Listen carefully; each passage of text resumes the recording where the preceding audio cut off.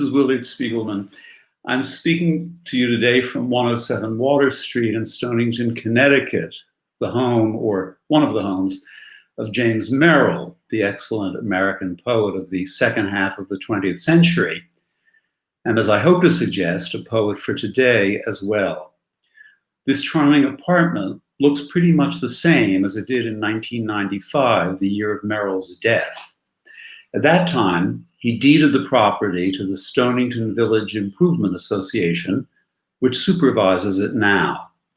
For the past 25 years, under the guidance of the James Merrill House organization, this apartment at 107 Water Street has been used as a place for writers' residencies. Over 80 writers have lived here, working in the space that he inhabited and where he created much of his life's great work. For more information, please consult our website, jamesmerrillhouse.org, and please feel free to make a contribution to our organization in order to supplement his benefaction, a great benefaction, with your benefactions. My pleasurable job today is less to describe the remarkable setting I'm in than to introduce you to the life and even more the work of the man who made all of this possible. And to help, my other job, to help those of you who may have been timid about approaching poetry all these years. Don't worry, poetry should be a source of pleasure, not anxiety. And now that it's no longer really taught in schools and is no longer a vibrant part of American culture, many people have anxieties. I'll start, as I always did when I was teaching university students, with some short, seemingly easy poems that can be used as an introduction to an artist's work. Every great poet, said Wordsworth, creates the taste by which he is to be enjoyed. And all great poets also teach us how to read them. The best commentary on a poem by James Merrill is another poem by James Merrill. And I hope my short examples will encourage you to dig more deeply and more widely into the work of this extraordinary artist. James Merrill was born into a wealthy, socially prominent New York family. His father, Charles, was a self-made man, famous for, as they say, bringing Wall Street to Main Street after World War I, in which he served as a pilot. He founded a little brokerage house that is now called Merrill Lynch. You may know of that. He had already married once before. Young Jimmy had two elder half-siblings, Doris and Charles, the first of whom was the Merrill child with the business sense, the second of whom founded the Commonwealth School in Boston and became a leader in private secondary education. Charles Sr. met and then married a woman named Helen Ingram, a Southern journalist who gave birth to James Ingram Merrill in New York City on March 3rd, 1926. The boy was surrounded by luxury, a townhouse in Greenwich Village. Years later, this actually was blown up accidentally by radical weathermen who were living there, and you can still go visit the place on West 11th Street. A place in Southampton, another in Palm Beach, and of course, many servants. Later in life, Merrill confessed that those servants, his governess, the cook, the chauffeur, the maids, the gardeners, had lives that seemed more immediate, more vibrant, more real than those of his parents and their society friends. His parents were always having parties and entertaining anyway and didn't see their son that often. In some ways, these details may make Merrill seem like an unlikely candidate for relevance in 2020, when life in America is more tumultuous, fractious, and sensitive to social and economic inequalities than in earlier times. I'd like to show, to the contrary, that like all great poets, Merrill remains continually relevant, and that even a poet who by his own admission was basically apolitical has much to teach us. He grew up, really, as an only child. And when his parents separated and then divorced, Charlie having a roving eye, when their little son was 11 and then 13, he suffered the great calamity of his life, as many children of divorce do. And he was forever sensitive as a person and as a poet to conflicts, separations, dualisms or duels of many kinds, and the opposing impulse to reconcile people or ideas or feelings, to bring things together. And that's what poets do. They unite things, sometimes through rhymes, and Merrill was a master of rhyming, and always through figures of speech, a metaphor, a simile, or other such tropes and comparisons and turns, always being the best means of joining things that have previously been thought separate. It's wonderful to see that a masterpiece from his middle years, which I won't talk about, is called The Broken Home. It deals with the breakdown of his family, his home, both the people and the actual house, and it does so in the form of a medley of poems, a medley specifically of sonnets, 7 14-line poems, all slightly different from one another, all bearing resemblances to one another. Poems are distinguished from prose. This is the elementary Poetry 101 part of the lecture. Poems are distinguished from prose by two things. Let's call them music and metaphor. By the first, I mean simply the formal and sonic arrangements of words in lines on the page. In the case of someone like Merrill, a consummate craftsman, we can always ascertain why the poem is configured as it is. As Coleridge once said, good prose is words in the best order, and good poetry is the best words in the best order. Merrill loved complicated formal arrangements, not only for their own sake, but also for how they mirror the mind in the act of discovering new things about itself and about the world. He mastered English prosody, verse techniques, early on. Remember, until Walt Whitman began the revolution in 1855, that gradually eroded iambic pentameter as the basis of English verse. This had gone forward from Chaucer for almost 500 years, and replaced it with what has become known as free verse, although there's nothing free about it. The majority of all English poems had recognizable rhymes and rhythms, which many readers today still use as the only criterion for knowing whether what they are reading or hearing is a poem. Speaking of free verse, it just occurs to me, today is the birthday of another great 20th century poet, master of free verse, Dr. William Carlos Williams. That's just an added aside. So these are the principles of music, and I'll give you some examples in a moment. The other, perhaps more important factor in poetry is metaphor, simile, the whole range or panoply of ways in which a poet says one thing by means of another. You can be a great novelist or a playwright without this gift, but you cannot be a great poet. In an interview once, Merrill, who was often accused of being icy in his formality or too rigid and impersonal, said that he found it unnecessary to state one's feelings in a poem. Rather, he said, you might describe your room or a picture or a scene and allow your feelings and your personality to appear as a result of what you are seeing reflected or mimed back to you.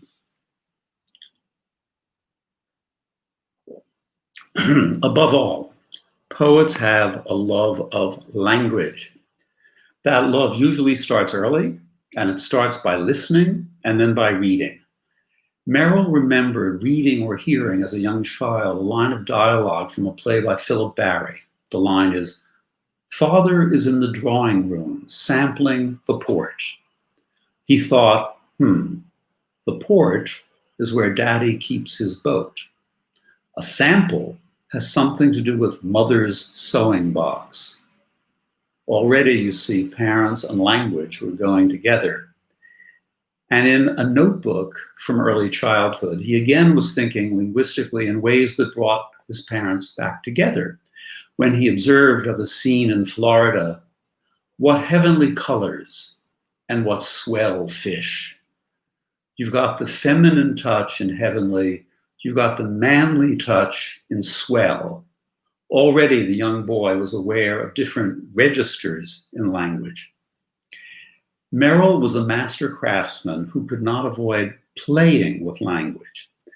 Such play is what one of his important influences, the Anglo-American poet W.H. Auden, called the most promising sign of a bright future for a poet. Auden would ask aspiring writers about their vocational dreams and qualifications and ambitions.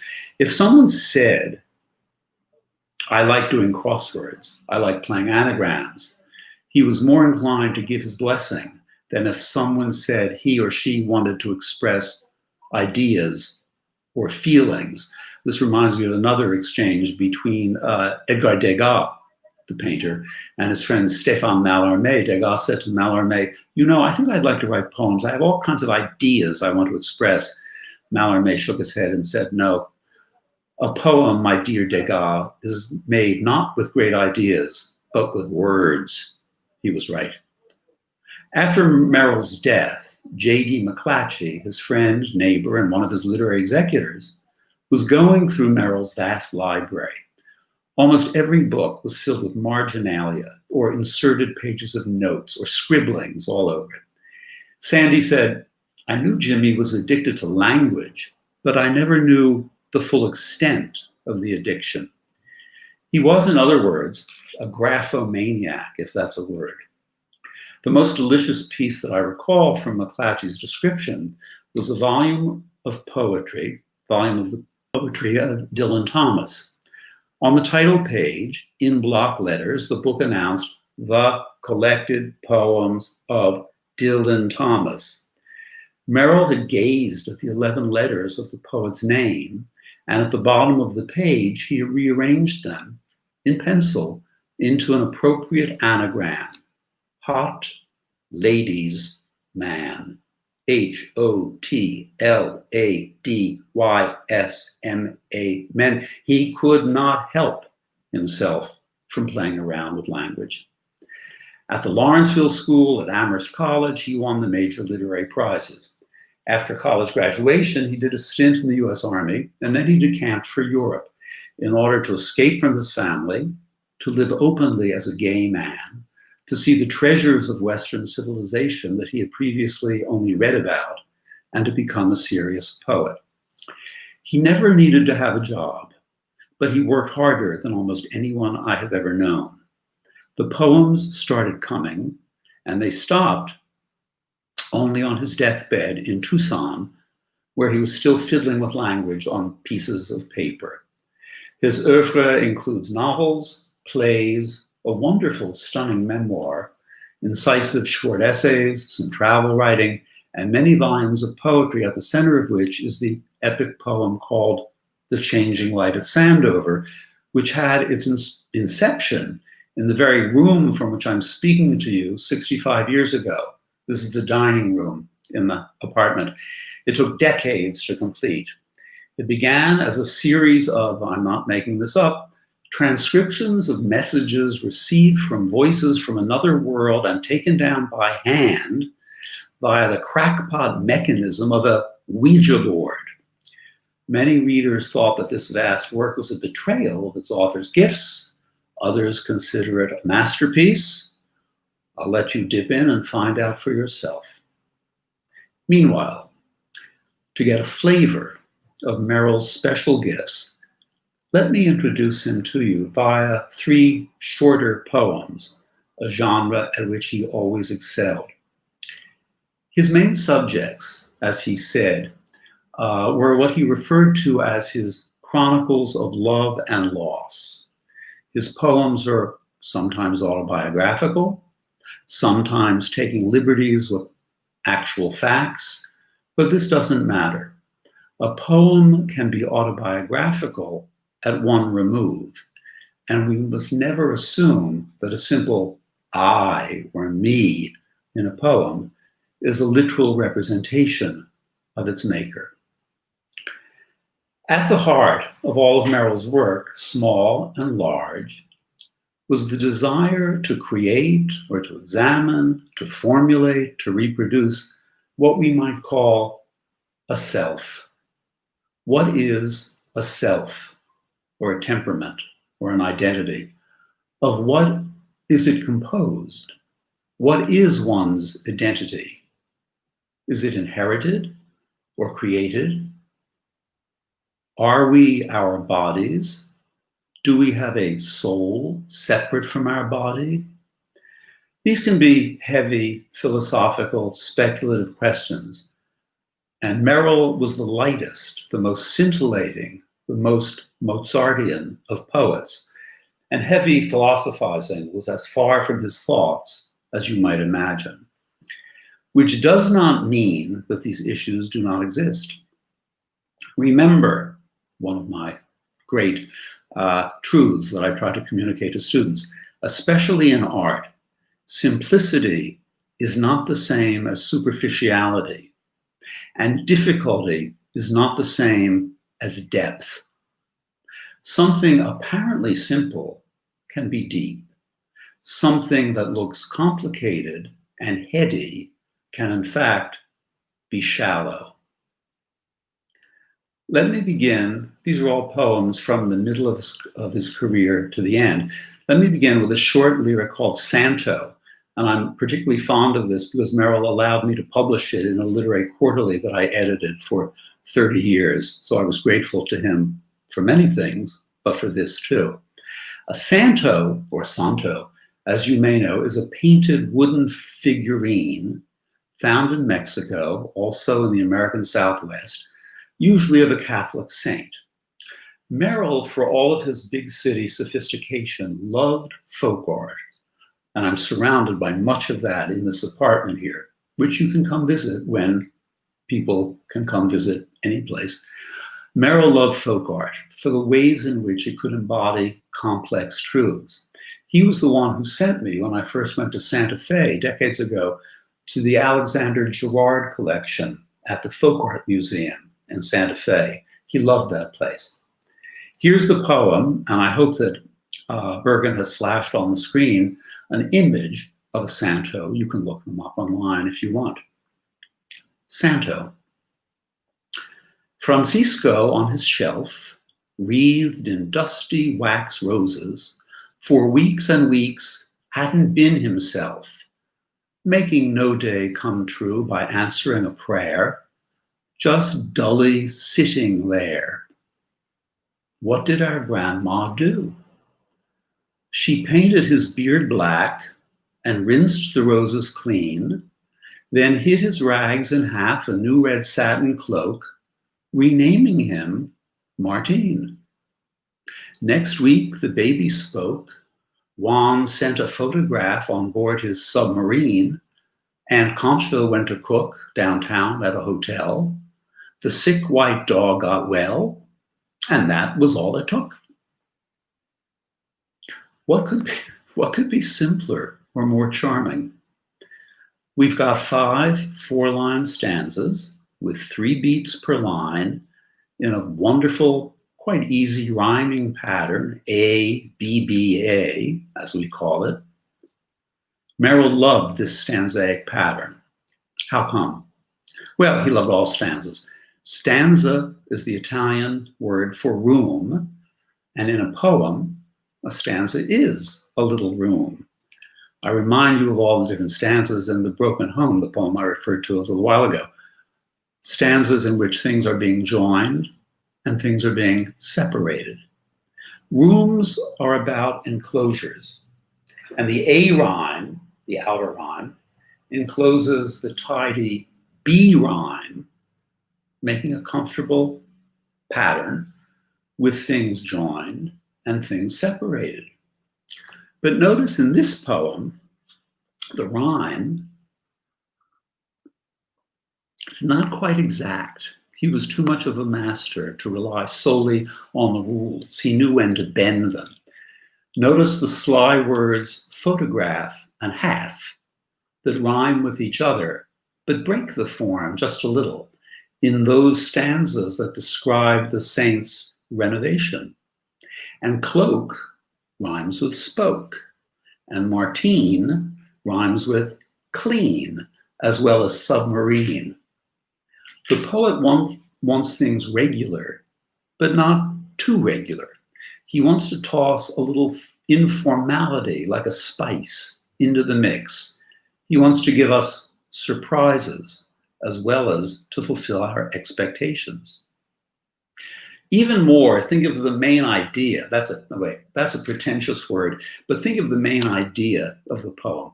And it's not so much an idea as a cliche, which the poet asks us to consider.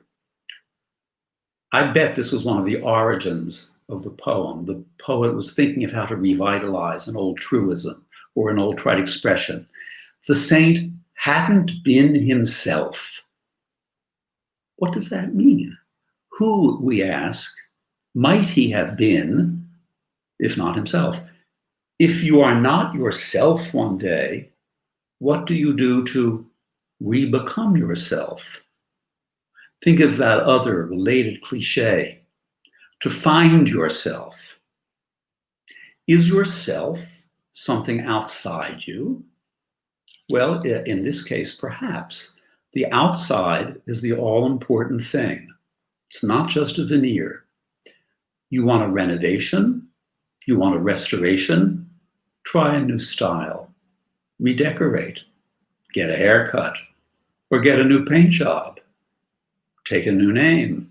And then, voila, you are a new person, a new man, a new woman, a new saint. And the miracles will come forth. As the contemporary philosopher Slavoj Žižek, whom I'm sure James Merrill did not know of, echoing Oscar Wilde, whom I know James Merrill did know of, once urged us, if you want to show your true self, put on the right mask. Next, let's consider a late poem. This is from Merrill's last volume, whose title is the first clue to its conundrums or difficulties. I'm not even sure how we're supposed to say it. B-O-D-Y or body. We have the small letters there. Letters also are known as characters. And characters are a key, letters are a key to identity or character, and especially to the relationship of body and soul, of the outside and the inside. In Santo, putting on some paint guaranteed a new person.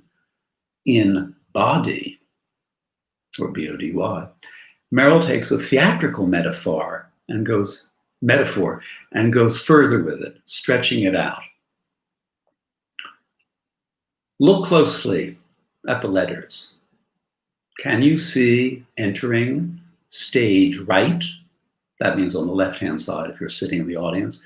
Can you see entering stage right, then floating full, then heading off so soon? How like a little coal-rimmed moon, O plots her course from B to D, as Y, unanswered, knocks at the stage door? Looked at too long, words fail, phase out. Ask, now that body shines no longer, by what light you learn these lines and what the B and D stood for. This is more complicated than Santo, but body nevertheless engages us, sort of, with regard to a similar subject. In the first line, I hear a faint echo, who knows whether I'm right or wrong, oh say can you see? Oh say can you see? Not as it turns out, by the dawn's early light, but in nocturnal moonlight. This is a riddle poem, and Merrill loved riddles as he also loved puzzles. It's playful and serious at the same time. B and D are little characters. They surround O and they precede Y in a little drama, which is really a big drama. What do they stand for, these mirror images of each other? And I'm sure that Merrill did this in small and minuscule letters rather than caps, because B and D are in fact mirror images of each other where they would not be if they were capitalized. What do these mirror images stand for? What are they? Birth and death, of course. And then why does any of this happen? That question, the important question, remains unanswered, unanswerable. Oh, a character or a sigh, an exclamation or an exhalation of wonder. Oh, the full moon of our individual identity is rimmed, as an actor would be, with eye makeup, and it moves inexorably across the heavens from birth to death until the body shines no longer, and the whole drama of life from birth to death, whose lines we learn as we enact it, and whose path we trace as both participants on our own and as observers or readers of others or people at a play, it's all eventually snuffed out. I'm taken, as I was with Santo, by Merrill's interesting rhymes in these two 5-line stanzas. There's connection, unification, and also separation, both within and between the stanzas. The first and last lines of each stanza rhyme, containing the middle 3. Lines 3 and 4 make for a tight couplet. And then there are the nonce lines, the ones that stand out, number 2 in each stanza, that sort of rhyme with each other. This is another separate pairing, this time one of virtual opposites. Full is the antithesis of fail, but it is its partner as well. To be full, the poem seems to say, or invites us to hear, to be full is all very well and good, but it leads always to failure. The moon waxes, the moon wanes. It rises, it sets. We live, we die. The play is over, the curtain comes down, and darkness overcomes us all. That's kind of grim, but it's also, I think, rather snappy in its cleverness. I'm sure Merrill was fiddling with the individual letters, writing them down, B-O-D-Y, and then thinking what to make of it or how to make something of it. Finally, I'm going to turn to another short poem called Domino. Santo unpacked a cliche about being oneself, unpacked a cliche to say something about identity. Body played with typography and with the metaphor of drama, or the stage, to suggest the rise and fall of a human life. This last 3-stanza poem proves that Merrill, for all of his shimmering and witty playfulness, was also aware of the social truths and the political realities that enabled and underlay his charmed existence. He was aware of them and was also able to comment slyly on them. Some people have called it a neo-Marxist poem. It also has theological undertones. Believe me, for those of you who don't range around in the depths or the morass of literary scholarship, there's much to be said, much has been said from every point of view about everything in the world. Some of it more heavy-handed, some of it more believable than some other parts of it. I'd say less ham-fistedly or heavy-handedly, that the poem is a defense of sweetness in a bitter world and a proof of the necessity of art in trying times. Here's the poem, Domino.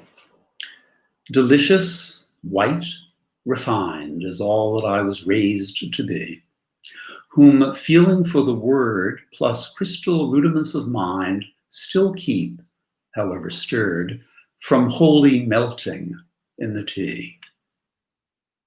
Far, far away, men cut the sea-wide, sea-green fields of cane. Often a child's lament filled the infested hut. Doña Pilar flew back for Lent. Had she been inhumane? The better to appraise his mess, history's health freak begs that such as we be given up. Outpouring bitterness rewards the drainer of the cup. He'll miss those sparkling dregs. Santo is a third-person anecdotal poem. Body is a second-person poem, giving commands and asking questions. Domino is all in the first person. Its speaker is presenting himself. Its speaker knows himself. But all three of these lyrics address issues of human identity and about ways of being in the world. Domino is a riff. The title refers to the table sugar we all use. Perhaps there's a picture of it now on the screen. It may also playfully allude to the playing tiles with white dots on a black surface. And of course, if you want to be really clever, you hear the Latin word dominus, Lord or master, behind it as well. You might also want to consider some multiple suggestions in some of the words. The most obvious one is refined. Merrill was refined. Sugar is refined. What about Doña Pilar, whose name means pillar, which, if you want to scratch the surface and become theological and consider perhaps other references in the poem to church sacraments like penance or the Eucharist, pillar may suggest Christ's pillar of the flagellation. And of course, mess is a reminder of the Catholic Mass. Christian doctrine, plus a radical or a more general political concern for the exploitation of workers, all of that is here, sort of sotto voce. Mostly, the poem is Merrill's way of acknowledging his own status as someone from an outdated class who nevertheless, he would like to say, has a role to play in the greater world. And at the end, even history's health nut, whether that's a Maoist revolutionary or a New Age diet freak, or both combined in one person, even history's health nut has got to admit that the sparkling dregs, all that remains of the useless, unnutritious sugar of the title, have left a sweetness that no real or healthy nutriment can provide. In other words, sweetness may be more than merely a silly, unnecessary addition to substance. I'd like to think that Merrill is here thinking of the role that art, especially art that on first glance might be deemed socially irrelevant or superficial or ornamental, has to play in difficult, even dangerous times. And I'm reminded of a wonderful line from Charles Dickens' most revolutionary novel, Hard Times. Against the mind-numbing demands of utilitarian education promoted by one of the villains in the novel, Mr. Gradgrind, wonderful name, Mr. Gradgrind, who says, what I want is facts, facts. And the rampant capitalistic economics of Mr. Bounderby, Dickens gives us the figure, there's a modest minor character, the factory owner, Mr. Sleary, who was the lisping owner of a touring circus, who reminds us, people muff, spelled out muff, people must be amused, squire, somehow. People must be amused, squire, somehow. They can't be always a-working, nor yet they can't be always a-learning. Domino, like the entire output of James Merrill, is a reminder of the ever-present need for amusement, of what Robert Frost meant when he said that poetry is play. Poetry is play for mortal stakes, even or especially in hard, grim times. These 20th century poems are always fresh, always nourishing. That is the end of my remarks. I will remind you, and we can have some questions if people wish to ask them, but before we do it, let me remind you that our next event here at the Merrill House is on Saturday, September the 26th at 5 p.m. with the current Merrill House scholar, writer in residence, Walt Hunter, and he's going to be talking about the wonderful subject of writers and their houses, writers in their rooms. And then a week later, on Friday, October the 2nd, we will have the annual James Merrill Lecture with the great American poet Carl Phillips from Washington University in St. Louis. Thank you very much. Bergen, you can take it.